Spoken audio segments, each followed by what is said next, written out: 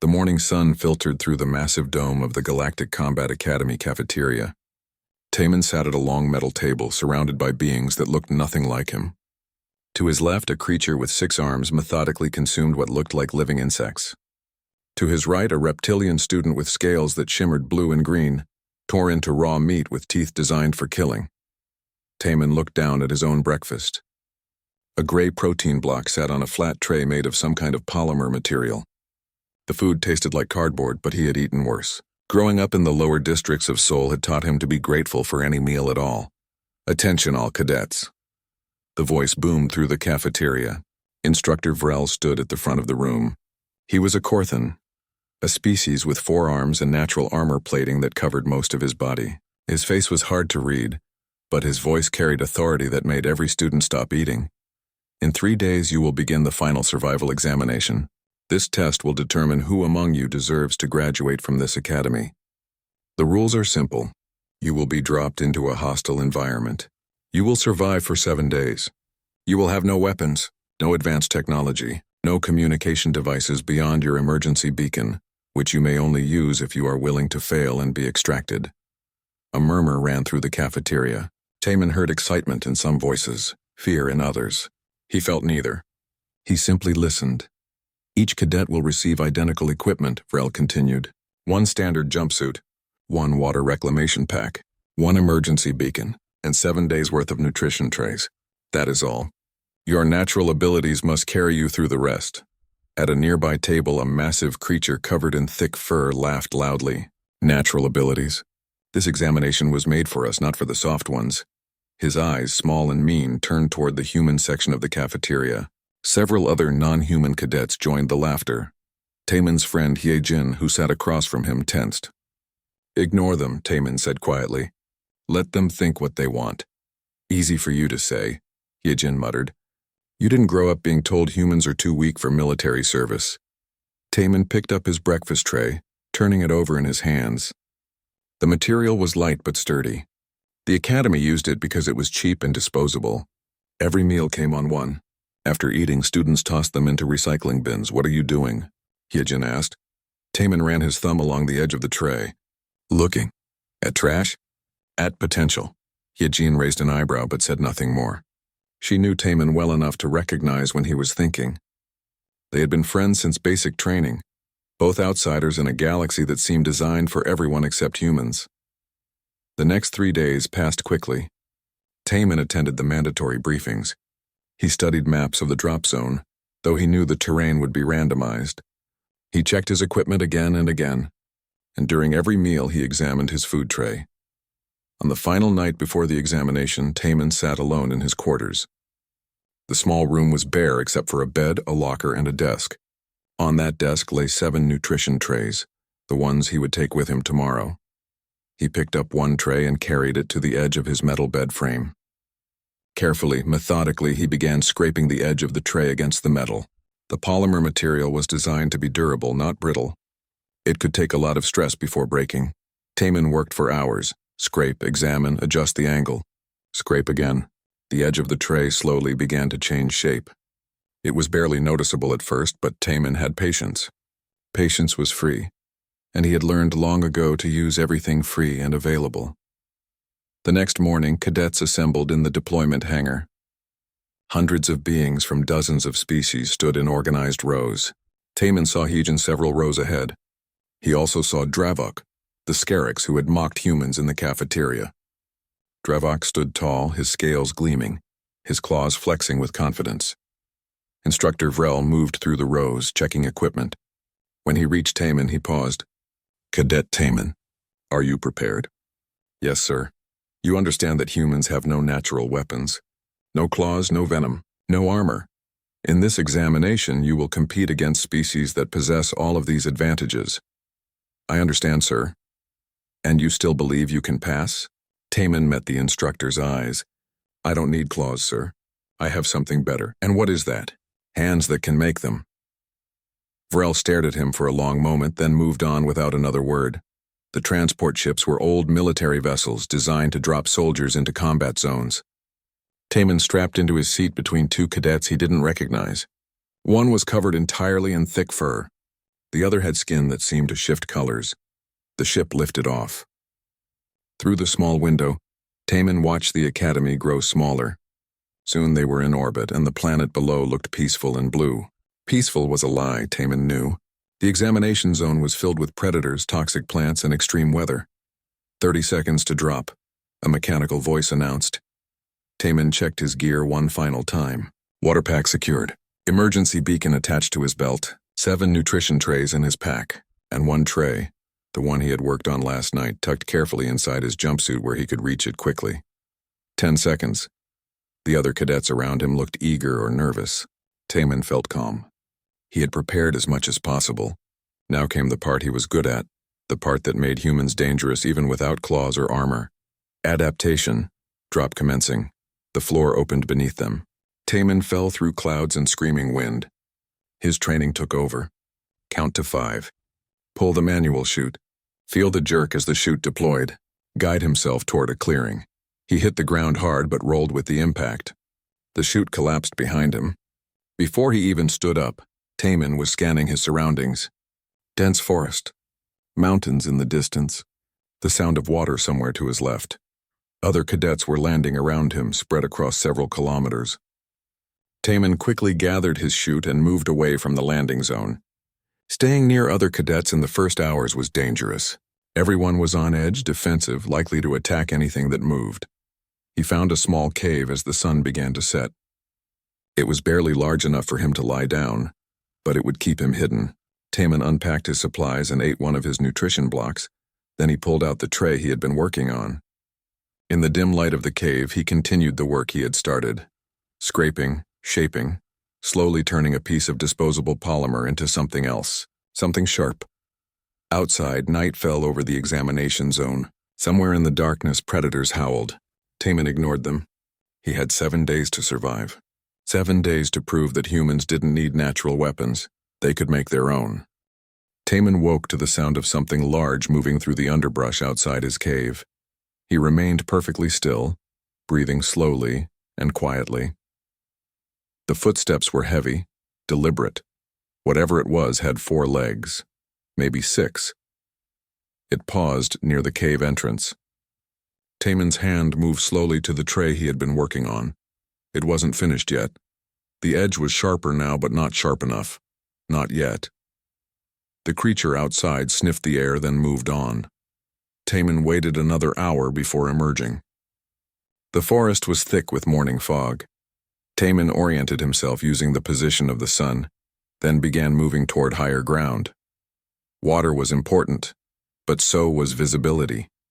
He needed to see threats before they saw him. As he walked, he worked. He had tucked a rough stone into his pocket the day before. Now he used it to grind against the edge of his polymer tray.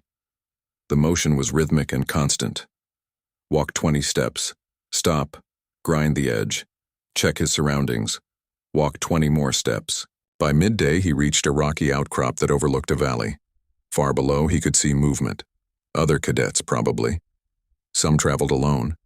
Others had formed small groups. Taman counted at least 15 individuals in sight, which meant there were likely 100 more scattered across this region. He found a flat rock and sat down. Time to focus on the blade. He examined what he had so far.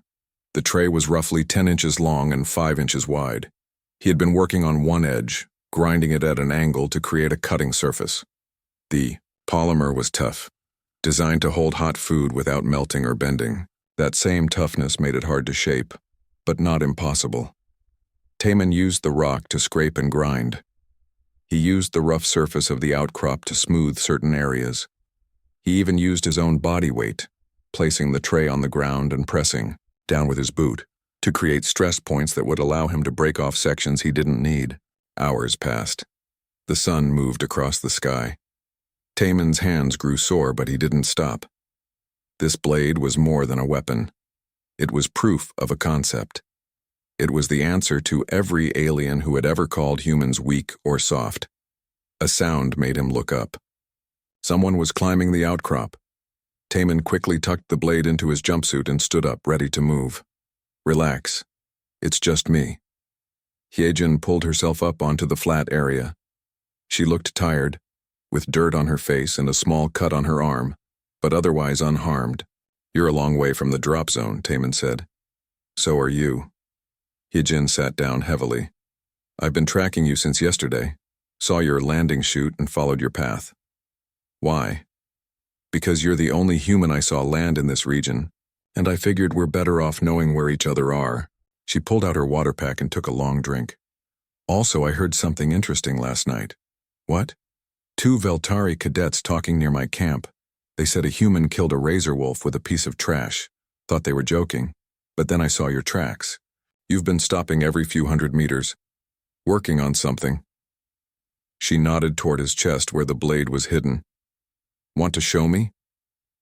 Taman hesitated, then pulled out the blade. It was still rough, still unfinished, but the edge was definitely sharper now.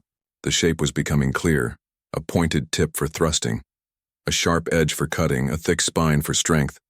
Hyejin's eyes widened. You made that from a food tray? Still making it. Not done yet. That's incredible. She reached out, then pulled back. Can I? Taman handed it to her. Hyejin examined it carefully, running her finger along the edge but not pressing hard. It's actually sharp. How? Polymer can be shaped if you know how. It's not metal, but it doesn't have to be. Just has to. Be harder than skin and tough enough not to break on first impact. Did you really kill a razor wolf with this? No, but I will if I have to. Hyejin handed the blade back. The other cadets are going to panic when they figure out what you've done. The rules said no weapons. I didn't bring a weapon. I made one from provided materials. Taman tucked the blade away. There's a difference. The instructors might not see it that way. Then they'll disqualify me. But I don't think they will. This academy is supposed to teach survival. What's more survival than making tools? Hyejin smiled. You sound confident. I sound practical. Taman looked out at the valley below. What have you been doing? Besides tracking me? Making cordage. Look. She pulled out a length of twisted fiber from her pack. It was crude but strong. Found these plants near a stream. The fibers can be separated and twisted together. Useful for snares, shelter building, maybe even a bow if I can find the right wood. That's good work. Learned it from my grandmother. She grew up rural, knew all kinds of old skills. Hyejin coiled the cordage carefully. I can make more if you need it. Trade for some of your food rations, maybe? Deal. They spent the next hour working in comfortable silence. Taman continued shaping his blade. Hyejin made more cordage. Around them, the forest buzzed with insect sounds and distant animal calls. Do you think other humans are doing this? Hyejin asked suddenly. Making things, I mean. Probably. It's what we do. Taman tested the tip of his blade against a piece of wood. It left a mark. Good. Humans don't have claws, so we make knives. We don't have fur, so we make clothes. We're not born with advantages, so we create them. The other species don't see it that way. They think we're weak. Let them think that. Makes it easier when we prove them wrong. As the sun began to set, they made camp together on the outcrop. It was defensible, with good visibility. Taman gathered stones to create a small fire pit, though they decided not to light a fire that night. Too visible. They ate their nutrition blocks in darkness. Somewhere below, something roared. It was a deep, rumbling sound that made Taman's chest vibrate. That's a predator, Hyejin whispered. Big one. Should we move? No, we're high up. Most predators hunt low ground where prey is easier to catch. Taman pulled out his blade and continued working by feel. But keep alert. The night passed slowly. Taman took first watch while Hyejin slept. Around midnight they switched. Taman dozed lightly, his hand on his blade, his mind half aware of every sound. When dawn came, Hyejin shook him awake. We have a problem. Taman sat up quickly. Below, 3 cadets were moving toward their outcrop. 2 were Scarix, the same species as Dravok. The third was something Taman didn't recognize, tall and thin with too many joints. They saw our camp, Hyejin said. They're coming up. Taman stood and pulled out his blade. In the morning light, it looked almost real, almost like a weapon someone might buy in a store, but it wasn't. It was trash, repurposed, reformed, made into something dangerous by nothing but time and persistence. Stay behind me, he told Hyejin. I can fight. I know. But I have the blade and I want to test it. The three cadets reached the top of the outcrop. The lead Scarix grinned, showing rows of sharp teeth. A human and his trash. How pathetic.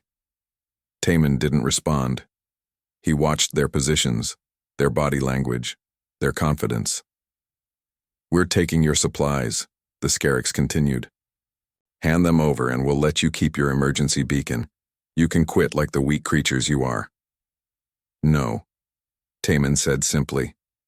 The Scarix laughed. Then he lunged forward, claws extended. Taman moved. The blade came up fast and smooth. It caught the Scarix across the forearm, cutting through scales and drawing blood. The alien screamed and stumbled back. The other two froze, staring at the blade in Taman's hand. That's impossible, one whispered. He has a weapon. I have trash, Taman corrected, but sharp trash is still sharp. The wounded Scarix clutched his arm, eyes wide with shock and pain. You'll be disqualified for this. Maybe, but you'll be bleeding. Taman held the blade steady.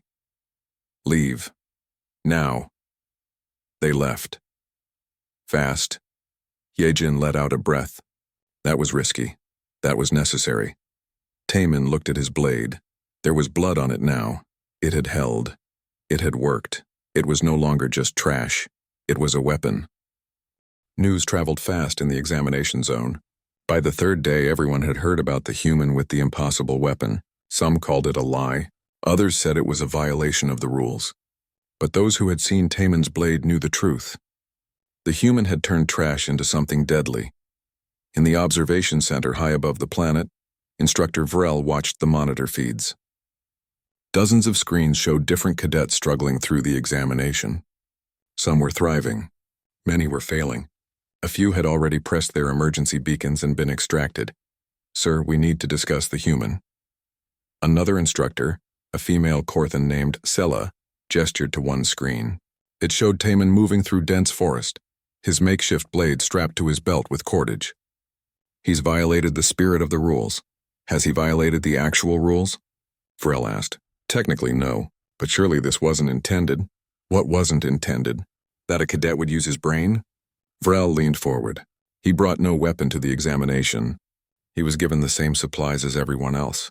What he chose to do with those supplies shows initiative and intelligence. But it gives him an unfair advantage. An unfair advantage? Vrel's forearms crossed over his chest. The Scarix have natural claws that can tear through flesh. The Veltari have venom that can paralyze prey. The Morthans have armor plating stronger than most metals. Every species in this examination has natural advantages. The human has none. He created one. I call that fair.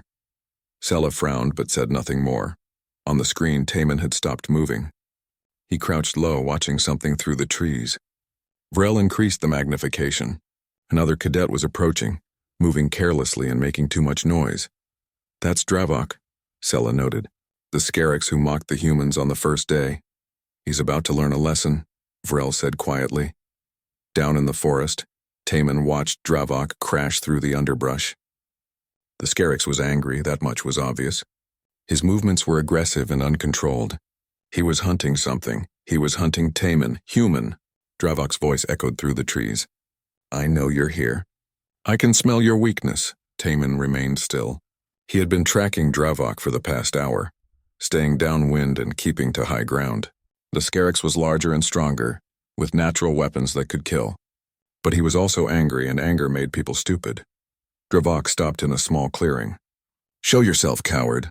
Fight me with honor. Honor? Taman almost laughed. There was no honor in survival, only success and failure. He circled around, moving silently through the trees.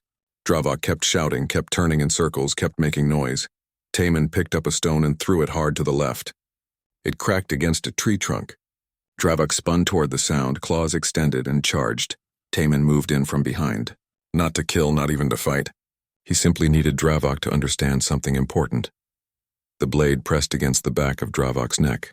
The Scarix froze. "You're dead," Taman said quietly. "If I wanted you dead, you'd be dead right now. You wouldn't dare. I don't need to dare. I need to survive. And you're in my way." Taman stepped back, removing the blade. "Go, find another human to bother. Pick one who isn't armed." Dravok turned slowly. His eyes widened when he saw the blade. "That's impossible." "Where did you get that?" "I made it." "From what?" "Does it matter?" Taman held the blade steady. "It cuts. That's all that matters." Dravok stared at him for a long moment, then backed away. The rage in his eyes had been replaced by something else. Not respect, not yet, but acknowledgement. The human was no longer just prey. As Dravok disappeared into the forest, another voice spoke from behind Taman. "That was well done." Taman spun around. A human woman stepped out from behind a large tree. She was short and stocky with burn scars on her arms and intelligent eyes. She wore the same jumpsuit as everyone else, but hers had been modified. Extra pockets had been sewn in using plant fiber. "I'm Minji," she said. "Engineer Track, second year." "Taman." "Combat Track, I know who you are. Everyone knows who you are." Minji gestured at his blade. "That's impressive work. Clean lines, good weight distribution. You didn't just sharpen the edge. You reshaped the entire structure. You can tell that just by looking. I'm an engineer. It's what I do." She pulled out her own nutrition tray. Unlike Taman's, hers was still intact. "I've been studying this material since day one. The polymer is a thermoset plastic with embedded carbon fiber for tensile strength. It's designed to be disposable, but the structural properties are actually quite good. Can you make a blade from it? No, but I can make other things." She turned the tray over, pointing to specific areas. "See these stress points? If heated carefully, the material can be bent without breaking. I've been making shelter components, supports, water collection angles, even a crude shovel." Taman looked at her with new appreciation. "You've been building. That's what humans do, isn't it?" "We build," Minji smiled. "I've met 2 other humans in this zone. Both of them were doing the same thing. Making tools, creating solutions. One guy named Boren made snares from cordage and is catching small animals. Another woman named Somin has been mapping star patterns to navigate at night. We're all improvising." "Exactly, and that's what makes us dangerous." Minji sat down on a fallen log. "The other species don't understand it yet. They think we're cheating or breaking rules, but we're not. We're just using our brains." "Have the instructors said anything? About you specifically?" "Not officially, but I have a contact who works in the observation center. She told me Instructor Vrel defended your blade, said it demonstrated tactical creativity." Taman felt relief wash through him. He hadn't been certain the instructors would see it that way. "That's good. It's better than good. It means they're starting to understand what makes humans valuable in combat situations. We're not the strongest or the fastest, but we're the most adaptable." They talked for another hour. Minji shared information about the terrain and where to find safe water sources. Taman showed her some combat techniques for defending herself if attacked. When they parted ways, they agreed to meet again in 2 days at a specific landmark. As Taman continued through the forest, he noticed something had changed. Other cadets who saw him no longer looked at him with contempt. They looked at him with caution. Some even backed away, unwilling to test the human with the blade. That night, Taman made camp near a small stream. He had been working on his blade constantly, refining the edge, improving the grip. The weapon was as good as it was going to get. Sharp enough to cut, strong enough to hold, balanced enough to control. He was wrapping the handle with fresh cordage when he heard footsteps. Multiple sets. Moving carefully but not silently, Taman stood and drew his blade. 3 figures emerged from the darkness. 2 humans and 1 alien he didn't recognize. "Easy," one of the humans said. "We're not here to fight. I'm Boren, this is Somin, and this is Kelix. He's from the Torvian species. Why are you here?" Taman asked. "Because word is spreading," Boren said. "The humans are doing something the other species didn't expect. We're thriving, and some of us think we should work together, at least loosely. Share information, watch each other's backs." "The examination is individual," Taman pointed out, "but survival is universal." Somin stepped forward. She was small and quiet, but her eyes were sharp. "I've been mapping this region. There are approximately 40 humans spread across this zone. Most of us are doing well. better than species with natural advantages. Because we're making our own advantages, Boran added. My snares have been catching prey consistently. Selman's navigation has kept several humans from getting lost in the mountains, and your blade has shown everyone that we don't need claws to be dangerous. Kellex, the alien, spoke for the first time. His voice was raspy and strange. I have watched humans. You do not fight like my people. You do not hunt like the Scarix, but you win. You survive. This interests me. Why? Taman asked. Because I wish to learn. In my culture, we value adaptation. Humans are the most adaptive species I have observed. They talked long into the night. Boran had information about predator patterns. Selman had mapped safe routes through dangerous terrain. Kellex had knowledge about edible plants that the humans lacked. By the time they left, Taman understood something important. The humans weren't just surviving individually. They were creating a network. Information flowed between them. Resources were shared. They were turning their greatest weakness, their lack of natural advantages, into their greatest strength. The next morning, Taman found a marker carved into a tree. A simple arrow pointing north with a small circle beneath it. The mark of a human who had passed this way, leaving information for others. Taman added his own mark beneath it. A blade symbol, simple, clear, the message was obvious. A human with a weapon had been here. The path ahead was safe. Word was spreading indeed. On the 5th day of the examination, the sky turned dark. Clouds rolled in from the west, thick and black and promising violence. Taman stood on a ridge watching the storm approach. He had maybe 2 hours before it hit, maybe less. Below him, the forest stretched for kilometers. Somewhere out there were the other cadets, all racing toward the extraction points that would activate on day 7.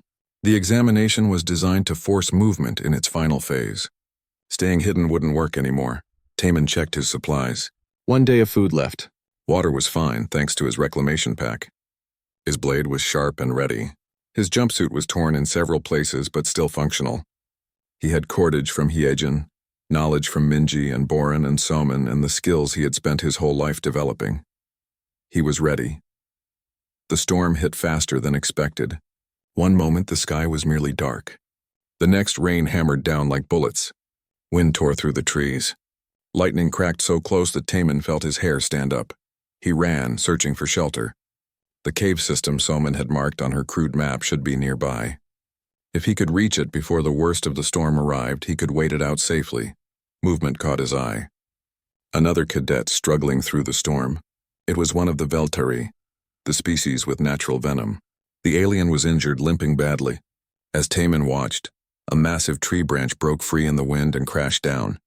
The Veltari dove aside, barely avoiding being crushed. Taman hesitated. Helping meant risk. It meant exposing himself. It meant using resources and energy that he might need later. But it also meant something else. It meant being human. He ran toward the Veltari. The alien saw him coming and tried to stand, probably expecting an attack. Instead, Taman grabbed the creature's arm and pulled it toward the rock face where the cave entrance should be. This way, Taman shouted over the storm. The Veltari didn't argue. Together they stumbled through the rain. Lightning struck a tree 30 meters away, and the crack was deafening. Burning wood smell filled the air. There, the cave entrance, small and half hidden behind fallen rocks, but definitely there. Taman pushed the Veltari inside first, then squeezed in himself. The cave was larger inside than it looked. Deep enough to escape the storm, dry enough to be comfortable. Taman helped the Veltari to the back wall, then checked the entrance. The storm was fully unleashed now. Going back out would be suicide. Why help me? The Veltari asked. Its voice was hissing and strange. Because I could, Taman said simply. We are competitors, enemies. We're cadets taking the same examination. That's different. Taman sat down and pulled out his blade. In the dim light of the cave, it looked deadly and purposeful. What happened to your leg? Fell, stupid mistake. The Veltari examined Taman's blade. That weapon is impossible. So I keep hearing, how did you make it? Time, effort, patience. Taman ran his thumb along the spine of the blade, and understanding that everything has potential if you look at it the right way. The Veltari was quiet for a moment. My species believes that strength is given at birth. We have venom. We have speed. We have senses that can detect heat signatures. These are gifts from our biology. But, Taman prompted. But I have watched you humans during this examination. You have no gifts, no advantages, yet you are succeeding where species with greater natural abilities are failing. The alien's eyes, large and golden, studied Taman. This confuses my understanding. It shouldn't. You have gifts from biology. We have gifts from imagination. Taman held up his blade. This started as packaging for a meal. Something meant to be thrown away. But I looked at it and saw something else. Not trash potential. That is not a gift. That is a skill. Exactly. Skills can be learned, improved, shared. Biology is fixed. You'll always have venom, and that's useful. But I can make anything I need from whatever exists around me. Which ability is more adaptable? The Veltari had no answer. They waited out the storm together. The Veltari, whose name was Sethrix, shared information about local predators. Taman shared some of his food. When the storm finally passed, they parted ways with a nod of mutual respect. Taman emerged from the cave to find the forest transformed. Trees were down everywhere. The storm had turned familiar paths into obstacle courses, but it had also exposed new routes and new resources. He found Hyejin 3 hours later. She was with Boran and another human named Jaesung, who Taman hadn't met before. They had taken shelter in a cluster of large boulders and were now working to repair damaged equipment. The storm was worse than expected, Hyejin said. We lost contact with several of our network. Soman hasn't checked in and neither have at least 4 others. They're probably fine, Boran said, but he didn't sound convinced. We need to reorganize, Jaesung said. He was tall and lean, with the look of someone who had grown up hungry. The extraction points activate tomorrow at dawn. We need to decide if we're helping each other reach them or if we're going alone. Together is safer, Boran argued. Together is also slower, Jaesung countered. And it makes us a bigger target. They looked at Taman. Somehow, without any formal decision, he had become a focal point for the human cadets. Maybe because of the blade. Maybe because of his calm approach to problems. Whatever the reason, they wanted his opinion. We help each other reach the extraction points, Taman said. But we don't travel as one large group. Small groups of 3 or 4, spread out but in communication. If anyone falls behind, we slow down. If anyone is attacked, we respond. That's risky, Jaesung said. Everything is risky. But humans don't survive by being the strongest or the fastest. We survive by working together. Taman pulled out his blade. I made this from trash. But it took time and effort and knowledge. Knowledge I learned from other humans who came before me. That's our advantage. We build on each other's work. Hyejin smiled. When did you become a philosopher? When I spent 5 days turning garbage into a weapon. Gives you time to think. They spent the evening planning routes to the nearest extraction point. It was 30 kilometers away through difficult terrain. With the storm damage, it would take most of the night and the following morning to reach it. Other cadets were thinking the same thing. The forest came alive with movement as everyone began converging on the extraction points. Taman's group encountered several non-human cadets. Most simply moved past, too focused on their own survival to bother with conflict.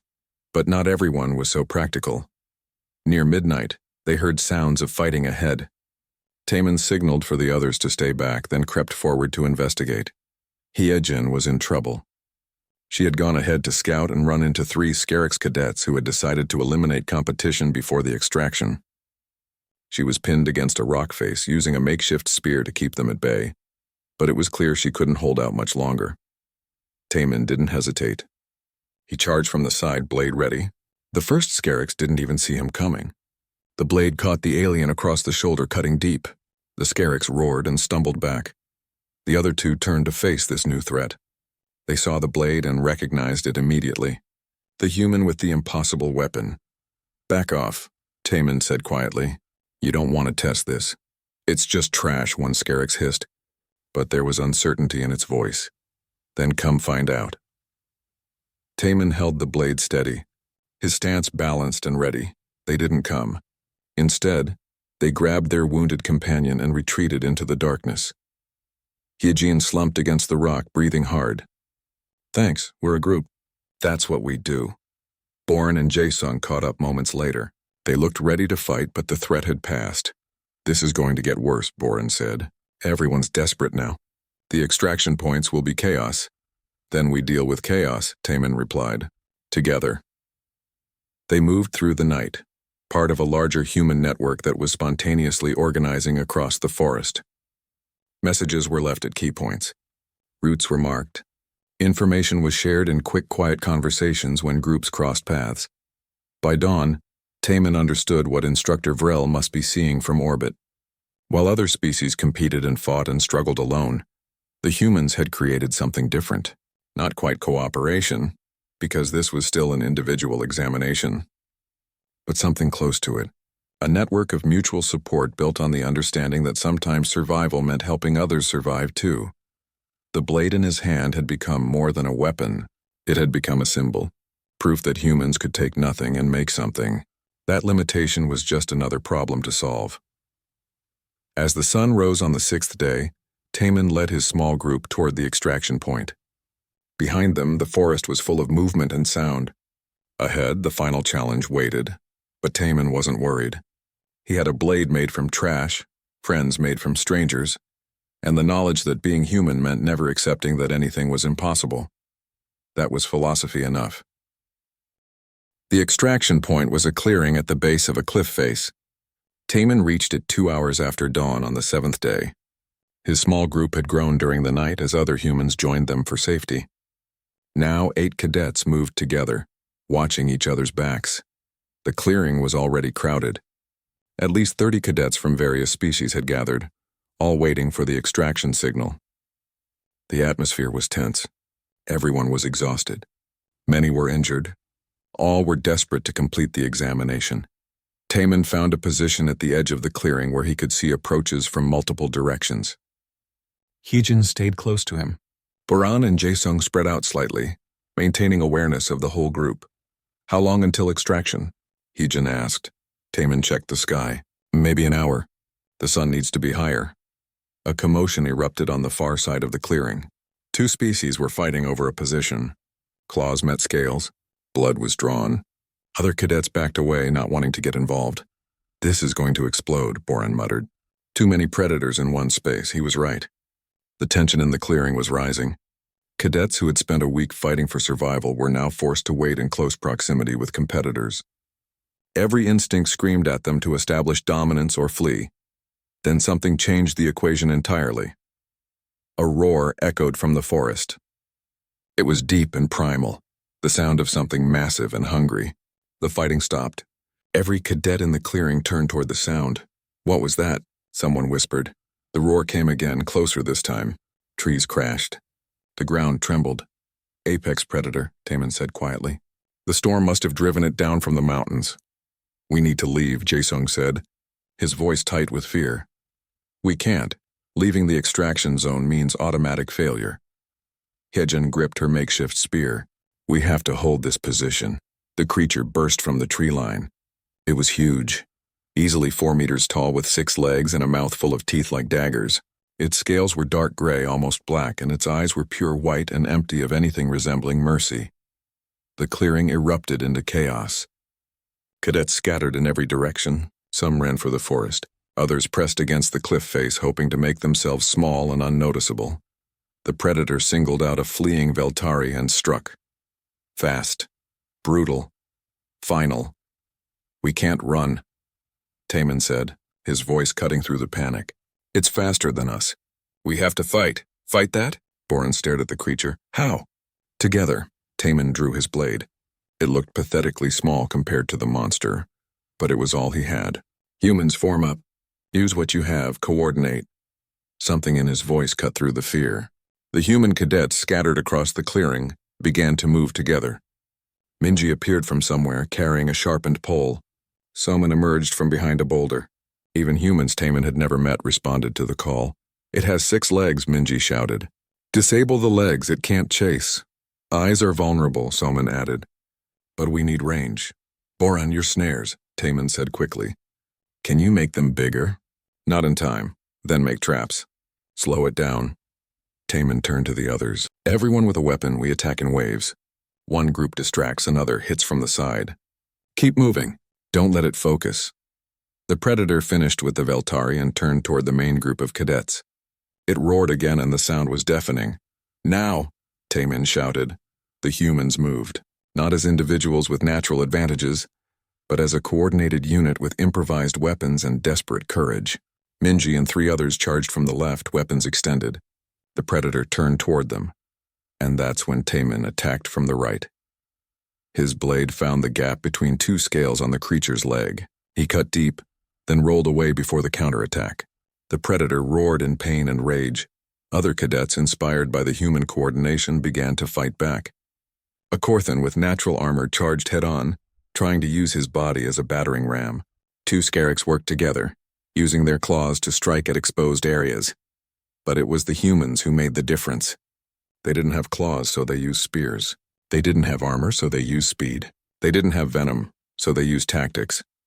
Boran had set up a simple trap using cordage stretched low across the ground. The predator stepped into it and stumbled. In that moment of imbalance, Minji drove her sharpened pole into its eye. The creature screamed and thrashed. "Again!" Taemin shouted. "Keep the pressure on." They attacked in waves, never giving the predator time to focus. Salman had somehow gotten behind it and was throwing rocks at its head, distracting it at crucial moments. Hee-jin and Jae-sung worked together, one fainting while the other struck. Taemin moved in again, his blade finding another gap in the scales. The polymer edge was beginning to chip and crack from the impacts, but it held, just a little longer.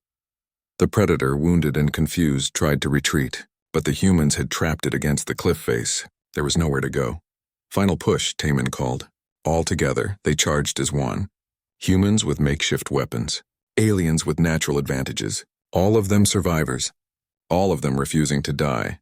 Taemin's blade struck one last time, driving into the predator's throat. The blade, weakened from the battle, snapped in half. But the damage was done. The creature staggered, tried to roar, and collapsed. Silence fell over the clearing. The massive predator lay still. Cadets stood frozen, breathing hard, unable to believe they had won. Then someone started cheering. Others joined in. Species who had been enemies minutes ago were now celebrating together. Taemin looked down at his broken blade. Half of it was still in his hand, the edge chipped and cracked. The other half was embedded in the predator. It had lasted exactly as long as he needed it to.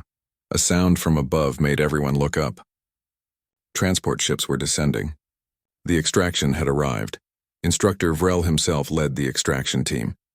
His 4 eyes swept across the clearing, taking in the dead predator, the exhausted cadets, and the makeshift weapons scattered everywhere. His gaze settled on Taemin and the broken blade in his hand.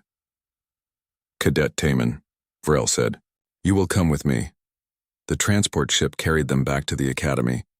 Taemin sat in silence, still holding the broken blade. Other cadets whispered and pointed, but he ignored them. When they landed, Vrel led him directly to the main assembly hall. It was filled with instructors and academy officials. On a central table lay Taemin's broken blade, cleaned of blood but still clearly damaged. "This is the weapon in question," Vrel said to the assembly. "Made from a standard-issue nutrition tray by Cadet Taemin over the course of the, examination. It violates the spirit of the rules," one instructor argued. "It follows the letter of the rules exactly," another countered. "He created it from provided materials." The debate went on for an hour. Taemin stood at attention, saying nothing. Finally, the head administrator, an ancient creature from a species Taemin couldn't identify, raised one appendage for silence. "Cadet Taemin, why did you make this weapon?" "Because I needed it, sir. Other cadets had natural weapons." "Did you feel disadvantaged?" "No, sir. I felt challenged." "There's a difference." "Explain."